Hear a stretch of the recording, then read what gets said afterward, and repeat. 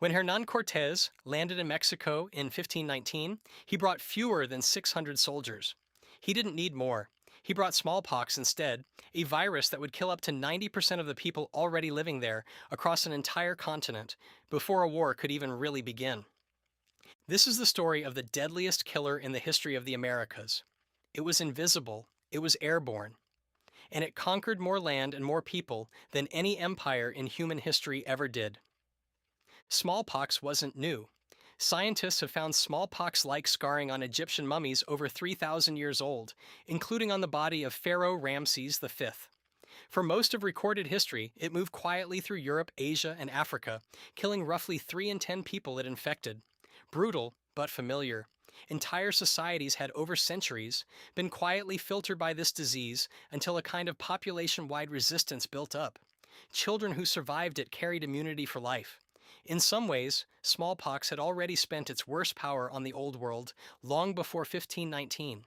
In the Americas, none of that history existed. No one had ever met this virus before. Not a single person on 2 continents carried any resistance to it. Doctors have a term for this: a virgin soil epidemic. A population with zero immune memory, hit all at once, with nothing built up over generations to slow it down. When a disease meets a population like that, the usual mortality rate doesn't apply. Instead of killing 3 in 10, it can kill 9 in 10.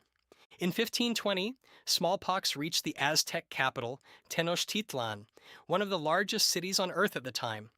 Bigger than most European capitals, built on an island in the middle of a lake, connected by causeways and canals. Within months, the disease had killed the emperor, decimated the army defending the city, and left survivors too weak to even bury their dead. Contemporary accounts describe streets and canals filled with bodies, with no one left healthy enough to move them.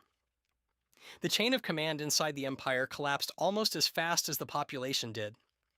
Historians estimate close to 40% of the Aztec population died from this single outbreak in less than a year. Cortés didn't defeat an empire in open battle. He watched a virus dismantle it for him, then walked into a city that had already been broken before he ever laid siege to it. And Tenochtitlan wasn't unique.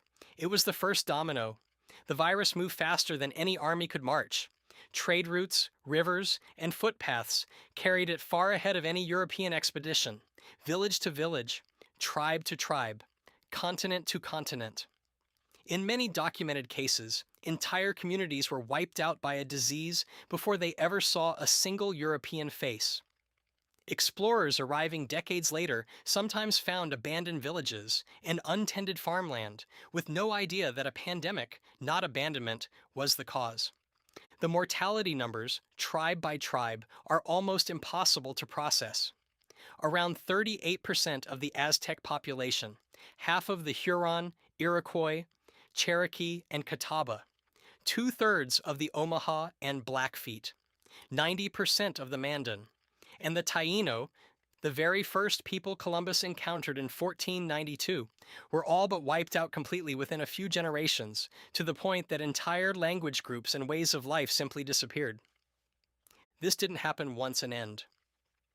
Between 1617 and 1619, an outbreak tore through the Narragansett along the northeastern coastline, destroying entire villages. Decades later, it reached the Great Lakes, cutting deep into Iroquois and Huron populations. And in 1775, a continental-scale epidemic began that would eventually stretch from Mexico to the Pacific coast to Alaska, killing well over 100,000 people before it finally burned out around 1782. This one hit during the American Revolutionary War, and it was serious enough that George Washington ordered the entire Continental Army inoculated against it in 1777, one of the first mass military vaccination efforts in history. It didn't stop with smallpox alone either.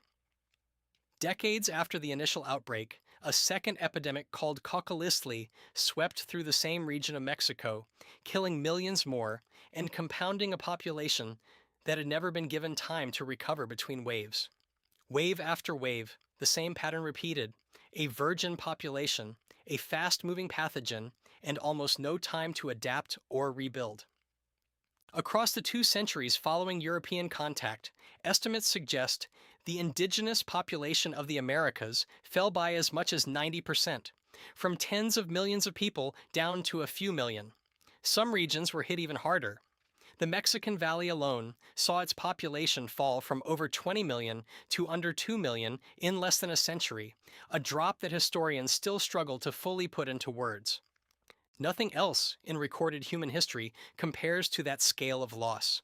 Not the Black Death, which killed roughly half of Europe over several years. Not the plague of Justinian before it. This was much of a hemisphere's population. Gone. Mostly before written history even had the chance to record who was lost, what they knew, or how they lived. This is also why so much of the European conquest of the Americas looks on paper almost impossibly easy. Small forces of a few hundred men conquering civilizations of millions was never really a fair military contest. The virus had already done most of the work, sometimes years before soldiers even set foot on the same soil. Empires that had stood for centuries were, in some cases, already collapsing internally before a single European flag was planted. It took a long time before anyone truly understood what had happened or how to stop it. Indigenous communities tried quarantine, isolation, and their own medical traditions, but none of it could fully compete with a disease their bodies had never been prepared to fight. Ironically, some of the very practices meant to help, like communal sweat lodges, may have made transmission worse rather than better, simply because no one yet understood how the virus spread.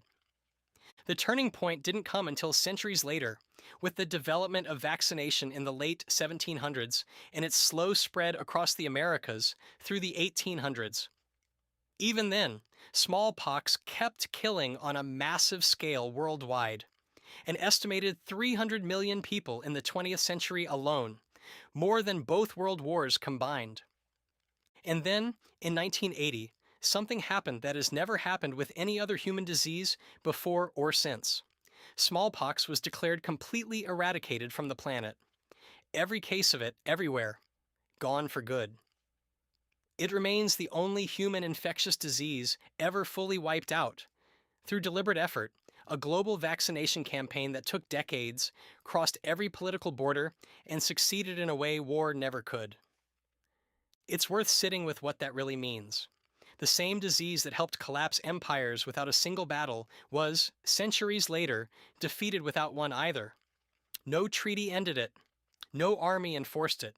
It ended because enough people, in enough countries, agreed to fight a shared invisible enemy instead of each other. That contrast is really the whole story here. For nearly 500 years, smallpox shaped who won wars, who built empires, and who disappeared from the historical record almost without a trace.